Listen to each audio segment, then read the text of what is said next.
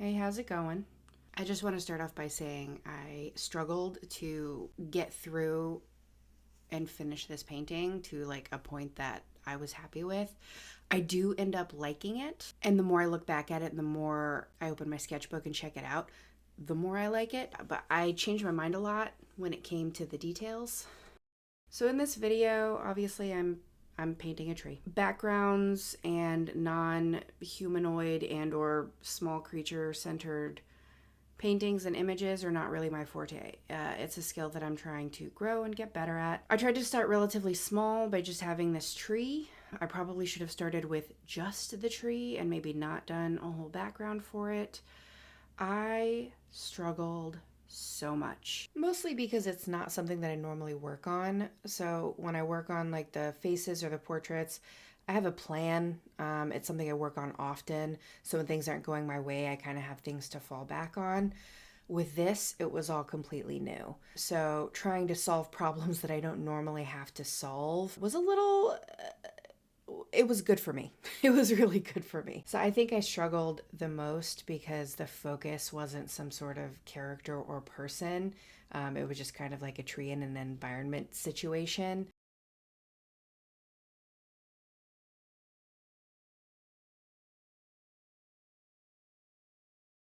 I just, man, did I struggle. Man, did I struggle to keep going. I stopped about 20 times, and this painting probably took me, I don't know, 6 hours in total, and it should not have. It should not have taken me that long. The other videos that I've posted were maybe 2.5, 3 hours tops if I was being really fussy about things. This one took so much longer because I just kept going back and redoing bits of it. So the general idea right now in this part of the video is that I wanted there to be kind of like a glowy, watery look coming out from beneath the tree. Beyond that, I didn't have a lot of direction or thoughts as to where I was going. Part of that is frustrating because I wasn't loving this painting, but also usually in most of my paintings, just putting something on paper helps lead me in the right direction so I can get where I need to go. So staring at a blank piece of paper is sometimes hard to figure out what I want to do. It's hard to get started. So I just start, because if I don't, I won't. And I did that here, and I guess it did work out. The painting is not terrible. It is a lovely painting. Is it everything I had hoped it would be? No, it's in a sketchbook. That's fine. It didn't stop me from stressing over it. So at this point, I'm trying to fill in the background a little bit so it's not just a solid blue.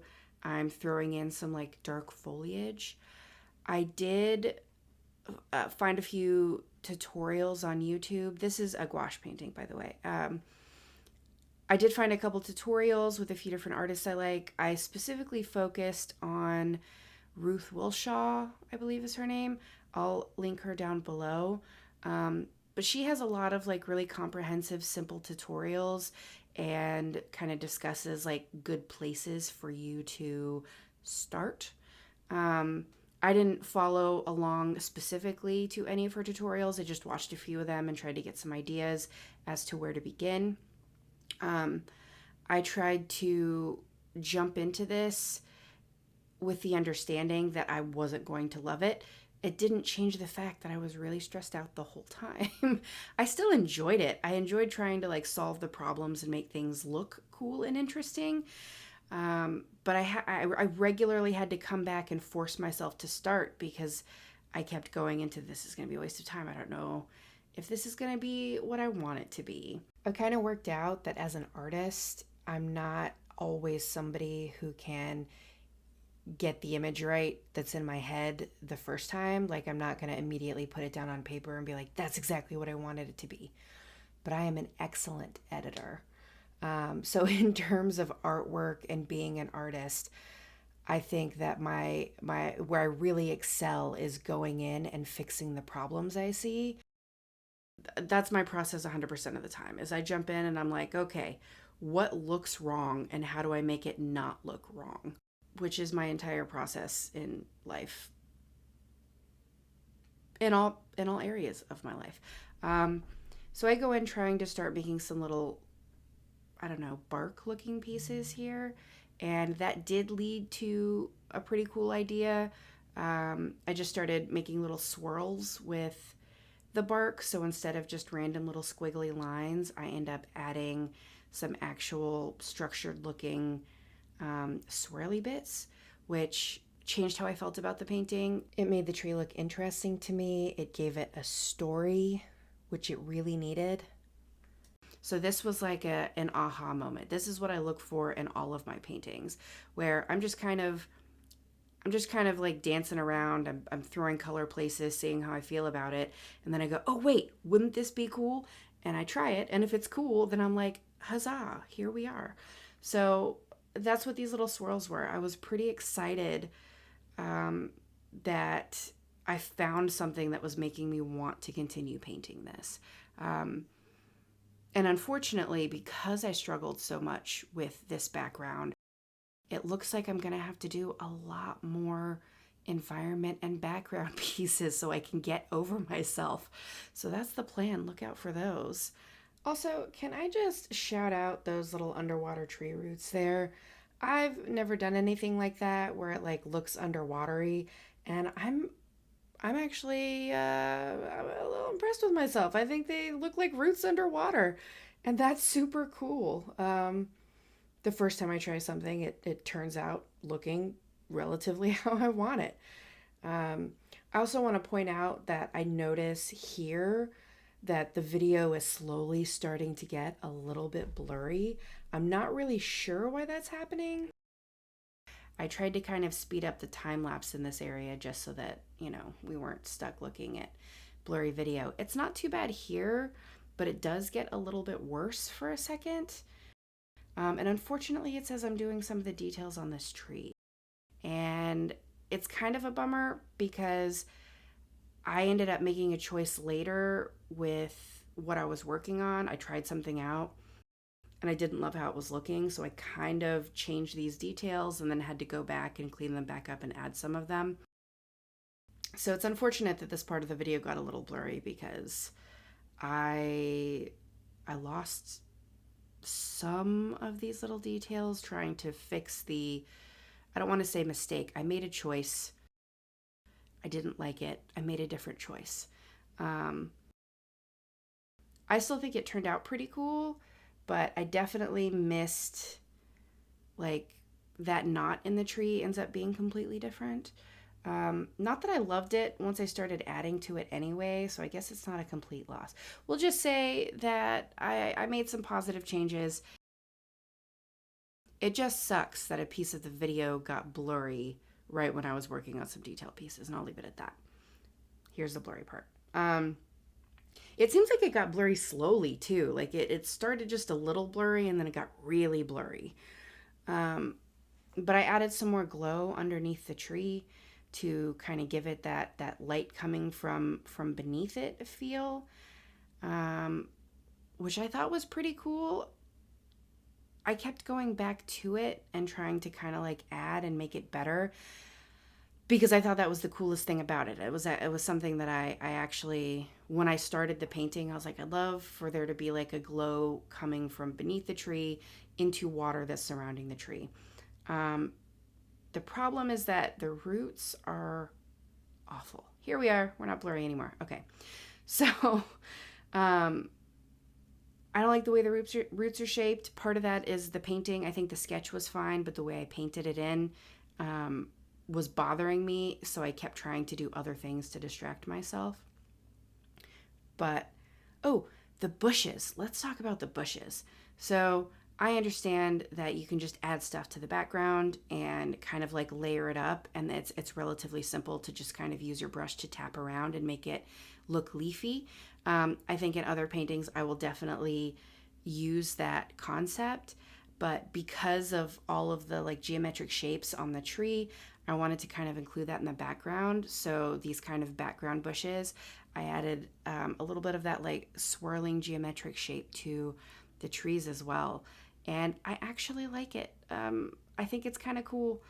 I started to enjoy it here. The detail bits are always the fun bits. The sketch and the details are the best parts.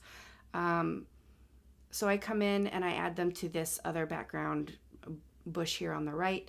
Obviously, that's not as obvious, but it was still something that needed to happen so that it would be cohesive. And then I decided to come in and try and add little fish into the glowing water so that it was more obvious that there was a glow, but also to add a little bit of interest. I don't know how successful the fish are, but it's a cool idea and I'm glad I tried to do it. I'm pretty happy with the look of the roots and the fish under the water for like my first time trying something like that, because I think it reads like roots underwater, fish underwater. And it's one of those things that kind of I'm pleasantly surprised by. It doesn't just look like I smeared some paint and some paint on some top of some paint to make it look like something that doesn't look like a thing. I think it looks like semi-transparent water and a glow under the tree. And I feel pretty good about myself for accomplishing that. Now here is where I kind of started to add stuff that made me not thrilled again. So the white is fine. And the idea was to kind of this glow under the tree, maybe bring it into the actual tree itself. The story behind it being that there's some sort of energy or light or magic within the tree that's kind of bursting out. And so I was trying to accomplish that by adding some white bits to cracks and swirls and from underneath where like the glow is supposed to be happening. And I don't mind the white. There's no glow yet because it was just like the initial where light would be coming from. But I did look at this and go, something's a little bit off. And so I was like, maybe I just need to like lighten more of the background. That was not the right move. So I added a little bit of extra white to the background, and then I came back to the tree to kind of try and finish adding the white bits. And then I went in with like a yellow, and then here in a minute you'll see like a yellow and a green. And unfortunately, it looks terrible. It looks so bad. It looks god awful. I almost threw the whole thing out. I was so done with this painting. I was like, I don't know what I'm doing. I think this looks like garbage. I have no idea what I was thinking. And then I told myself I needed to get over it. So I went back in and I tried to fix the smeary, ugly green bits so that I could continue working on this painting and not hate what was happening. So I decided to pivot. And I went back over all those bits and tried to cover them up a little bit or make them work within the painting. I don't know how successful it was, but I did it. And here with the knot, I do have to say that I like this new knot better than the original one. It works better with the tree as a whole and looks a little bit more cohesive. So maybe it was a happy accident that I screwed up and added a bunch of yellow and neon green to this relatively pretty tree. I did take a little detour. I was like, let's discuss the background. I realized that the sky was competing with the pond glowing underneath, and it made it less obvious. So I made the strategic choice, to go in and darken the entire sky that I just added more white to lighten an hour before. And honestly, I think it helped me like it better. I don't know. What do you think? Should I have left it light? I wasn't feeling the light sky, so I'm glad that I went in and did it, but let me know if you think I made a mistake. I did not include it in this video, but I have a little character that I sometimes make, and I was like, maybe if I just make it a little whimsical and I throw my little character on this little rock here, I'll like it more. It'll be something that I can lean into and say, I don't love the painting as a whole, but look at my little guy. He was too small in an already small painting, and he just looked like a smooshy blob. I was not happy with it. I erased him and painted over where he was sitting. I just added some water and like wiped him off. And I added kind of a teal glow to the tree and all the foliage around the water. And I think that it really kind of worked. It's not my favorite painting, but I think it worked out. It's a little messier than I would have liked it. But I learned a lot, and I'm actually looking forward to trying again on a different background. Let me know what you think in the comments. Thanks for stopping by. I really appreciate it, and hope to see you in the next video. Bye, guys.